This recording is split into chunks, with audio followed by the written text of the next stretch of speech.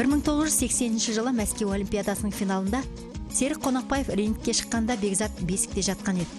Анасы Сырлыгүл ұлым Серік секілді чемпион болса деп іштей тілек тілеген. Ана жүрегі алдамапты.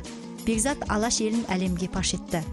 Қазақтың айбындылдарының бірі Бекзат 1980 жылы 4 сәуірде Оңтүстік Қазақстан облысы Түркістан қаласында өмірге келген. Алғашқыда анасы Бекзатты күрес үйірмесіне беріпті. Алайда баланың күрестен гөрі боксқа ынтасы ауады. 1995 жылы алғаш рет бокс үйірмесіне жазылып, балалар бапкері Нұрлан Жұмабаевтан тәлім ала бастайды. Бокспен шұғылданғанына 1 жыл толмастан республикалық сайыстың жеңімпазы атанып, былғары қолғапты бекер таңдамағанын дәлелдеген. Тер төкпейінше еш уақытта нәтиже болмайтын, ол бала кезден түсінген жастардың бірі. Міне соның нәтижесі сондай Олимпиаданың ең биік тұғырына көтергізіп, еліміздің жас болса да үлкен батыр жастарының қатарына қосылып отыр. Бекзат Мұхтар Әуезов атындағы Оңтүстік Қазақстан мемлекеттік университетінің дене шынықтыру факультетіне түсіп, кейін Түркістан қаласындағы халықаралық Қожа Ахмет Яссауи атындағы университеттің заң факультетін тәмамдайды.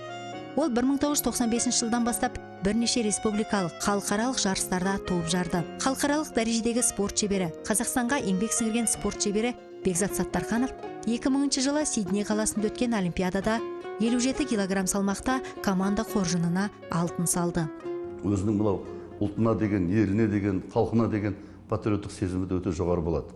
Міне бізден қазір көп жағдайда жетпей жатқан осы біздің жастарымызға осы Олимпиадада жеңіп шығуға да жаңағы тікелей өзінің әсерін еткен соның мынау жүрегіндегі ұлтқа деген үлкен сезімі, міне соның сол ұлттың алдындағы оның азамат болып жас балаға сондай үлкен сенім білдіргенді, сол сенімді ақтау.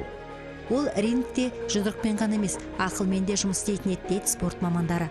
Сиднейдегі қарсыласы Джеффери Матебула Бекзаттың аяғы мықты екен, жорға жүрісті боксшы есімді шығарды.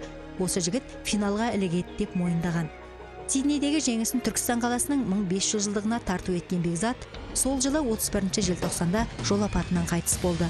Жанбай жатып сөнген жарық жұлдыз халқының жүрегінен мәңгілік орын алған.